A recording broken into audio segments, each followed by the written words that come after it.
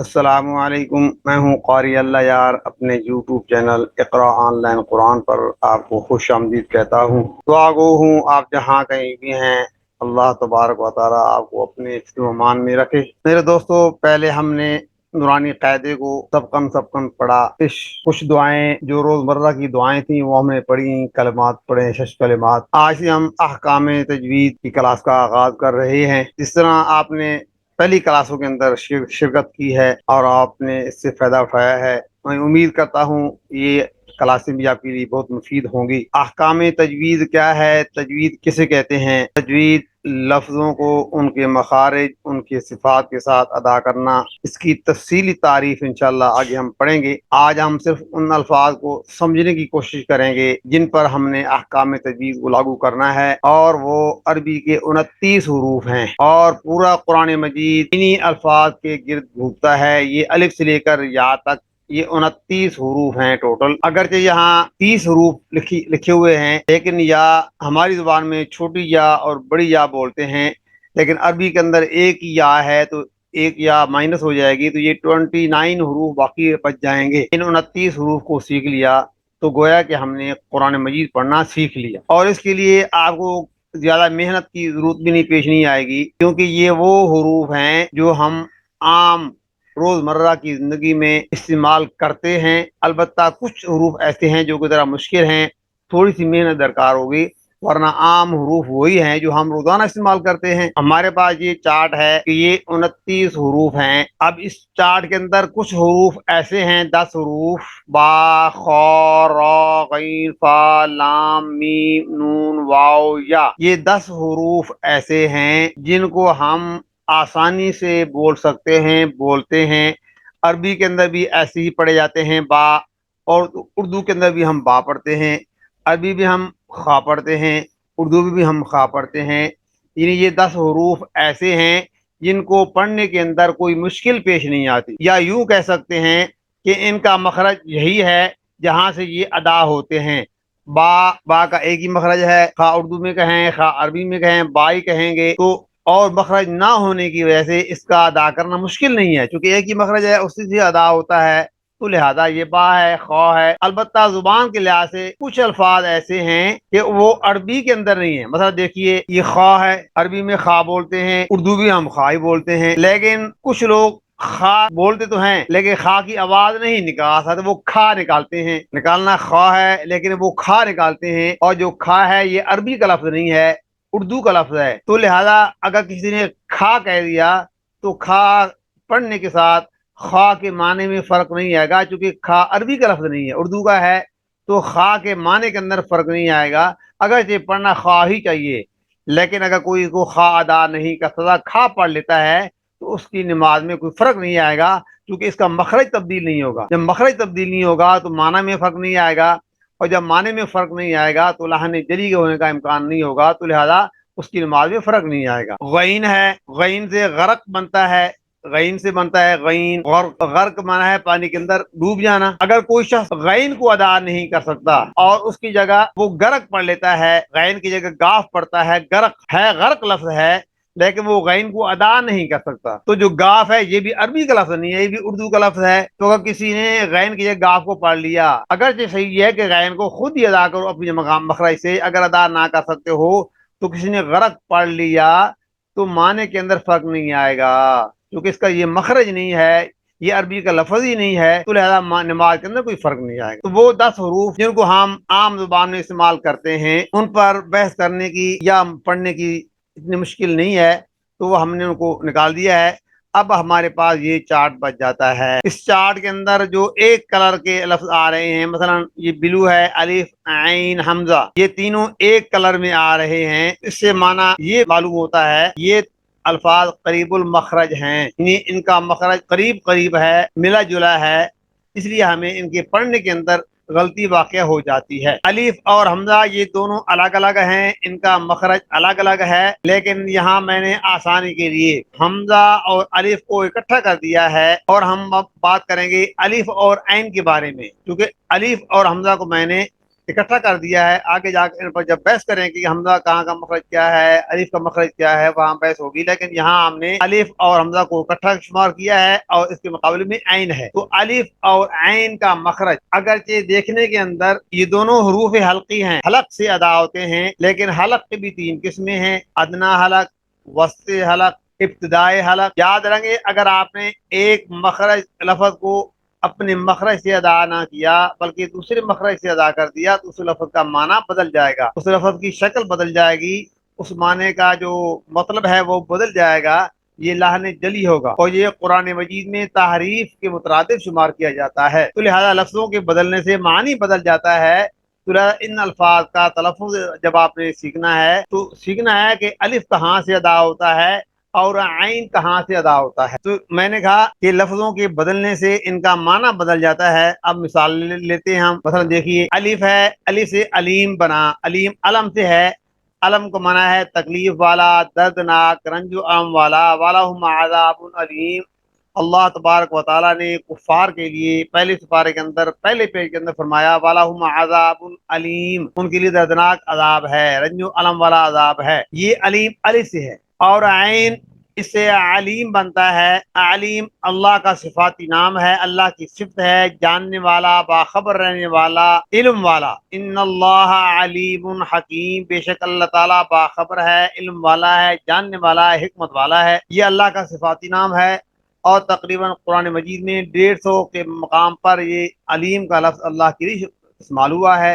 ان اللہ علیم حکیم، ان اللہ واسع علیم۔ تو علیم کا معنی جاننے والا اور علیم کا معنی درد والا، دردناک۔ اگر ہم نے علیم کی جگہ علیم پڑھ لیا، یعنی ان اللہ علیم حکیم، اصل میں ہے کہ بے شک اللہ تعالیٰ جاننے والا، حکمت والا ہے۔ اگر ہم نے پڑھ لیا ان اللہ علیم حکیم، یہ دیکھیے ان اللہ علیم حکیم، الیاذ باللہ، بے شک اللہ تعالیٰ دردناک، تکلیف والا۔ تو معنی میں تبدیلی کیوں آئی ہے کہ ہم نے عین کی جگہ الف پڑھا ہے، تو الف کی تبدیلی کی وجہ سے یہ معنی میں فرق آ گیا، اور یہ ایسا فرق ہے کہ گویا کہ قرآن مجید میں تحریف، یہ قرآن میں تبدیلی کی جا رہی ہے، اس معنی میں شمار ہوگا، اور یہ اس وجہ سے ہوا کہ ہم نے تلفظ کو صحیح ادا نہیں کیا۔ اگر ہم عین کو اپنے مقام پر ادا کرتے اور الف کو اپنے مقام سے ادا کریں تو ہماری یہ مشکل پیدا نہ ہو۔ تو یہ مشکل اس لیے پیدا ہوئی ہے کہ ہم نے حروف کو صحیح ادا نہیں کیا۔ اس کے بعد الف، عین اور حمزہ کو ادا کرنے کے بعد اب ہمارے پاس یہ چارٹ بچ جاتا ہے، اس میں 2 حروف ہیں تا اور طا۔ سننے میں آواز میں ایک جیسے لگتے ہیں لیکن ان کے لفظوں کے اندر بڑا فرق ہے، سننے میں اور آواز میں ایک جیسے لگتے ہیں لیکن پڑھنے کے لحاظ سے، مخرج کے لحاظ سے ان کا مخرج بالکل جدا جدا ہے، ان کا معنی جدا ہے۔ تو اگر ہم تا اور طا میں فرق نہیں کریں گے تو جس طرح الف اور عین کے معنی کے اندر تبدیلی آئی، اسی طرح یہاں تا کو طا پڑھنے میں اور طا کو تا پڑھنے میں جب ہم تبدیلی کریں گے تو اس طرح معنی بدل جائے گا، اور یہ معنی بدلنے سے ہماری نماز لحن جلی پیدا ہو جائے گی، جس کی وجہ سے ہماری نماز خراب ہونے کا اندیشہ ہے۔ تا اور طا کے بعد اب ہمارے پاس یہ چارٹ بچ جاتا ہے، اس میں 4 لفظ ہیں جو یلو کلر میں آ رہے ہیں، سا، سین، شین، صاد۔ ان چاروں الفاظ میں اگرچہ آواز میں مشابہت پائی جاتی ہے، سا، سین، شین، صاد، ان کی آواز ملتی جلتی ہے، لیکن ان حروف کو پڑھنے کے لیے عربوں کے علاوہ جو اجمی لوگ ہیں یعنی اردو بولنے والے، ان لفظوں کی پہچان کرنا، ان کی آواز کو نکالنا ذرا مشکل ہے، لیکن جو عربی بولنے والے ہیں ان کے لیے یہ مسئلہ نہیں ہے، وہ جانتے ہیں سا، سین، شین، صاد کا مخرج کیا ہے، وہ بولتے ہیں، ادا کرتے ہیں، لیکن ہم جیسے لوگوں کے لیے ان کی آواز میں فرق محسوس کرنا یہ مشکل ہے۔ اس لیے ہم نے سیکھنا ہے کہ سا کا کہاں سے مخرج کیا ہے، سین کا کیا ہے، شین کا کیا ہے اور صاد کا کیا ہے۔ اگر ہم یہ فرق سمجھ جائیں گے، پڑھ لیں گے تو ہم ان کو ادا کر سکتے ہیں۔ ان کو ادا کرنے کے بعد اب ہمارے پاس یہ چارٹ بچ گیا، اس میں بھی 4 کلر آ رہے ہیں، جیم، را، زا، وا۔ ان کا بھی بظاہر ان چاروں لفظوں کا بھی تلفظ بظاہر ایک جیسا لگتا ہے، ان چاروں لفظوں کا تلفظ بظاہر ایک جیسا لگتا ہے، لیکن ان میں سے ہر ایک کا مخرج الگ الگ ہے، ہر ایک کی ادائیگی الگ الگ ہے۔ اس لیے ان الفاظ کی ادائیگی پر ہم نے توجہ دینی ہے کہ جیم کو کیسے ادا کرنا ہے، زال کو کیسے ادا کرنا ہے، را کو کیسے ادا کرنا ہے، اور وا کو کیسے ادا کرنا ہے۔ جب ہم ان کی ادائیگی سیکھیں گے تو ہم ان کے درمیان فرق محسوس کریں گے، ورنہ بظاہر ان چاروں الفاظ کا تلفظ سننے میں ایک جیسا لگتا ہے۔ اس کے بعد ہمارے پاس یہ دو لفظ ہیں جو فیروز کلر میں آ رہے ہیں، ہا اور ہا۔ اگرچہ ان دونوں کا مخرج ایک ہے، حلق ہے، لیکن جیسے میں نے کہا حلق بھی تین قسم پر ہے، حلق کے تین مخرج ہیں، ہا کا مخرج الگ ہے حلق میں اور ہا کا مخرج الگ ہے۔ اگر یہ دونوں حروف حلقی ہیں لیکن دونوں میں ہا اور ہا میں بڑا فرق ہے، ہا اور ہا میں بڑا فرق ہے۔ اگر ہم نے اس فرق کو نہ سیکھا تو ہمارے لیے بڑے مسائل پیدا ہو سکتے ہیں۔ ان کو ادا کرنا بہت ضروری ہے، سیکھنا بہت ضروری ہے۔ مثلا دیکھیے ہا ہے، اس کا مخرج الگ ہے، ہا کا مخرج الگ ہے۔ ہم پڑھتے ہیں نماز کے اندر، ہر رکعت کے اندر پڑھتے ہیں الحمدللہ، الحمدللہ، تمام تعریفیں اللہ کے لیے ہیں۔ وہ حمد سے ہے، ہا میم دال، حمد کا معنی ہے تعریف، تمام تعریفیں اللہ کے لیے ہیں، یہ معنی بالکل صحیح ہے۔ ہم اسی طرح پڑھتے ہیں، ہمارے پڑھنے کا مقصد ہی یہ ہوتا ہے کہ تمام تعریفیں اللہ کے لیے ہیں۔ لیکن اگر ہم نے ہا کو ادا نہیں کیا اور اسی جگہ ہا پڑھ لیا الحمد، اور ہا جو ہے یہ ہا جو ہے دو آنکھوں والی، اس حمد کا معنی ہے پرانی چیز، بیکار چیز، الحمدللہ، تو معنی یہ ہوگا کہ الحمد پڑھیں گے، اس کا معنی ہوگا تمام پھٹی پرانی بیکار چیزیں اللہ کے لیے ہیں، الیاذ باللہ۔ اب اس معنی میں تبدیلی کیوں آئی ہے؟ ہم نے ہا اور ہا میں فرق نہیں کیا، ہا کا مخرج کیا ہے، ہا کا مخرج کیا ہے۔ جب ہم نے اس کو خلط مل کر دیا تو ہا کی جگہ ہم نے ہا کو پڑھ لیا اور ہا کا معنی آنے سے اس کا معنی بدل گیا، اور یہ لاہن جلی ہے، قرآن کریم میں تحریف ہے۔ اس لیے ان الفاظ کا سیکھنا بھی ضروری ہے۔ اس کے بعد ہمارے پاس یہ چار دال، ضاد، یہ دو الفاظ باقی رہ گئے ہیں اور قاف کا، لیکن ساتھ ہم نے ضا کو دوبارہ شامل کیا ہے۔ ہم ضا پڑھ چکے ہیں لیکن چونکہ یہاں ضاد اور ضا میں مشابہت ہے، اس مشابہت کو دور کرنے کے لیے ہم نے یہاں ضا کو دوبارہ شامل کیا ہے۔ پہلا تین حرف ہیں دال، ضاد، وا۔ دال تو عام لفظ ہے جو ہر آدمی بول سکتا ہے، دال ہی بولتا ہے، خواہ عربی والا ہو یا غیر عربی ہو، دال پڑھتا ہے۔ لیکن جو ضاد ہے یہ خالصتاً عربی لفظ ہے، صرف عربی زبان میں ضاد استعمال ہوتا ہے، اور عربی زبان میں سب سے زیادہ مشکل جو لفظ ہے وہ ضاد ہے۔ ضاد کا ادا کرنا عربی زبان میں بہت مشکل ہے، اور عربی کے علاوہ یہ لفظ کسی اور زبان میں، نہ اردو کے اندر، نہ فارسی کے اندر، نہ ہندی کے اندر، نہ پشتو کے اندر، کسی زبان میں یہ ضاد استعمال نہیں ہوتا۔ اگرچہ اردو والوں نے عربی سے یہ لفظ ادھار لیا ہے لکھنے کے لیے ضاد کو لکھتے ہیں، لیکن جب پڑھتے ہیں تو ضاد کی جگہ ہم ضا پڑھتے ہیں، یاد رکھنا۔ مثلا دیکھیے ضروری، یہ ضروری ہے جو ہم لکھتے ہیں، یا ہم ضاد استعمال کر رہے ہیں جو عربی کا لفظ ہے، یہاں ضاد ہے۔ ضروری لفظ کے لحاظ سے یہ ضروری بنتا ہے، لیکن ہم لکھتے ہیں ضروری ہیں، پڑھتے ضروری ہیں۔ یہ کام بہت ضروری ہے، یہ کام ضرور کرنا ہے۔ ہمارا استعمال ہے، لب و لہجہ ہے کہ ہم ضاد کو ضا پڑھتے ہیں۔ میں نے کہا ضاد جو ہے یہ عربی کا لفظ ہے، اردو میں استعمال لکھنے کے اندر تو ہوتا ہے لیکن پڑھنے کے اندر یہ ضاد کے معنی میں استعمال نہیں ہوتا، بلکہ ضا کے معنی میں استعمال ہوتا ہے۔ اسی طرح علامہ اقبال رحمۃ اللہ علیہ کی مشہور کتاب ہے ضرب کلیم، یہ اگرچہ ضاد کے ساتھ لکھا ہوا ہے ضرب کلیم، لیکن بولنے کے اندر ہم بولتے ہیں ضرب کلیم۔ خلاصہ کیا ہوا کہ ضاد صرف خالصتاً عربی لفظ ہے اور عربی میں ہی بولا جاتا ہے، عربی کے علاوہ کسی زبان میں ضاد پڑھا نہیں جاتا، تو لہذا ان کا فرق سیکھنا بھی ضروری ہے۔ اب اس کے بعد ہمارے پاس یہ چارٹ بچ گیا ہے، قاف اور کاف۔ یہ دو لفظ ہیں، بظاہر دونوں کا تلفظ، دونوں کا لفظ، دونوں کی آواز ایک جیسی لگتی ہے، لیکن ان دونوں میں زمین آسمان کا فرق ہے۔ قاف اور کاف میں بہت بڑا فرق ہے، اور قرآن مجید پڑھنے میں ان دو لفظوں کی غلطی کرنے کی وجہ سے ہم بہت بڑی غلطیاں کر رہے ہوتے ہیں۔ تو ذرا قاف کا مخرج الگ ہے، کاف کا مخرج الگ ہے، یہ دونوں کے قاف موٹا قاف کا رہتا ہے، یہ باریک قاف کا رہتا ہے، ان کا فرق سیکھنا ضروری ہے۔ اگر آپ فرق فرق نہیں سیکھیں گے اس کے معنی کے اندر تبدیلی آئے گی، جو قرآن کریم میں تحریف، اور تحریف کرنا کتنا بڑا جرم ہے آپ کو معلوم ہے۔ قرآن مجید کے اندر یہ نقطے نہیں تھے جب اتارا گیا، چونکہ عربی کے اندر تھا اور عرب لوگ جانتے ہیں کہ یہ با ہے، تا ہے، سا ہے، وہ پڑھتے چلے آ رہے تھے، اس طرح کو زبر زیر لگانے کی ضرورت بھی نہیں تھی، وہ عربی نسل تھے، وہ پڑھنا جانتے تھے۔ لیکن جب اسلام پھیلتا گیا عجمی لوگ یعنی غیر عربی لوگ جب اسلام لانے لگے، اب ان کے لیے مشکلات بڑھنے لگی کہ یہ یہاں با پڑھنا ہے، تا پڑھنا ہے، سا پڑھنا ہے، زبر ہے، زیر ہے، پیش ہے، تو غلطیاں ہونے لگی۔ تو حجاج بن یوسف اگرچہ وہ بڑا ظالم تھا تاریخ کی لحاظ سے کہ انہوں نے بڑے بڑے صحابہ کرام رضوان اللہ تعالی علیہ کو شہید کیا تھا، لیکن اللہ تعالیٰ نے اس کے ہاتھ سے یہ ایک نیک کام لیا کہ اس نے یہ نقطے با تا سا نقطے اس نے لگائے ہیں، زبر دے یہ اعراب اس نے لگوائے ہیں۔ ہو سکتا ہے کہ اس نیک کام کے بدلے اللہ تعالیٰ کو بخش دے، ورنہ بہت ظالم شمار کیا جاتا ہے۔ تو جب وہ یہ قرآن مجید ترتیب دلوا رہا تھا تو یہودیوں کے علماء آئے، اور ایک مقام پر آتا ہے کہ جب موسیٰ علیہ السلام حضرت خضر علیہ السلام کے ساتھ سفر پہ جا رہے تھے، ایک یہودیوں کی بستی سے گزرے، یہ بڑا لمبا واقعہ بیان کرنا مقصود نہیں ہے، تو اس بستی والوں نے آپ کو پانی وغیرہ دینے سے یا رہائش دینے سے، کھانا دینے سے انکار کر دیا۔ تو حضرت خضر علیہ السلام نے دیکھا کہ ایک دیوار گرنے والی تھی، اس دیوار کو سہارا دیا، کھڑا کر دیا، اور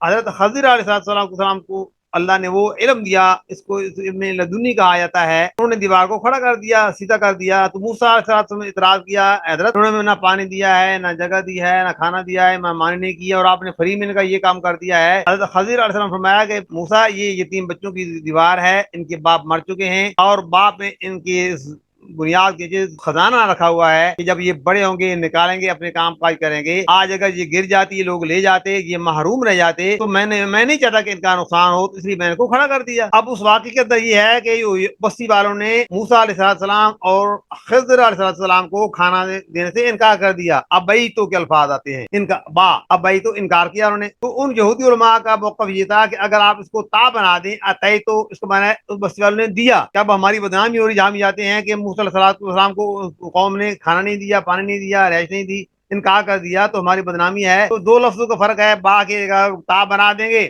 تو ہماری بلے بلے ہو جائے گی دنیا کے اندر۔ تو ان کا اچھا ٹھیک ہے، آپ بیٹھے، ان کو مہمان خانے میں ٹھہرایا، کھانا دیا، اور اندر گئے اور تلوار لے کر آئے، اور اپنے ہاتھ سے ان یہودی علماء کے سر قلم کیے کہ تم مجھ سے خدا کی کلام میں تبدیلی کرانا چاہتے ہو، تحریف کرانا چاہتے ہو، تو جو شخص تعریف کرے گا اس کا انجام یہ ہوگا۔ تو اگر آپ نے ان الفاظ میں فرق ڈال دیا، قاف کی جگہ کاف پڑھ لیا، تو معنی میں کتنا فرق آئے گا آپ دیکھیے۔ چلتے ہیں قرآن پاک کے اندر پہلے سپارے کے اندر ہے، قل من کان عدوا لجبریل فانہ نزلہ علی قلبک باذن اللہ۔ اے نبی آپ کہہ دو کہ جو جبرائیل کا دشمن ہے تو اللہ اس کا دشمن ہے، کیونکہ جبرائیل وہ فرشتہ ہے جس نے آپ کے دل پر قرآن اتارا۔ تو قلب کا معنی دل ہے، قاف دو نقطہ ہو، قلب کا معنی دل، اور اگر آپ نے اس کو قاف کی جگہ کاف پڑھ دیا، اسے یاد کیے علی قلبک، تو قلب پڑھنے سے اس کا معنی بدل جائے گا، قلب کا معنی دل ہے، قلب کا معنی ہے کتا۔ اب یہ خود پڑھ سکتے ہیں کہ یہ معنی کیا بن رہا ہے، الیاذ باللہ۔ یہ فرق کیوں آیا، یہ تعریف کیوں آئی کہ آپ نے قاف اور کاف میں فرق نہیں کیا۔ قاف اور کاف میں فرق نہ کرنے کی وجہ سے معنی میں اتنی تبدیلی آ رہی ہے کہ آپ آیت کا معنی بدل گیا ہے، تعریف ہو گئی ہے، جو کہ کفر کے ضمن میں آتا ہے۔ تو لہذا ان الفاظ کا سیکھنا ضروری ہے۔ قلب کا معنی کتا ہے، قلب کا معنی دل ہے۔ یہ فرق اس لیے ہے کہ ہم نے قاف اور کاف میں فرق نہیں کیا۔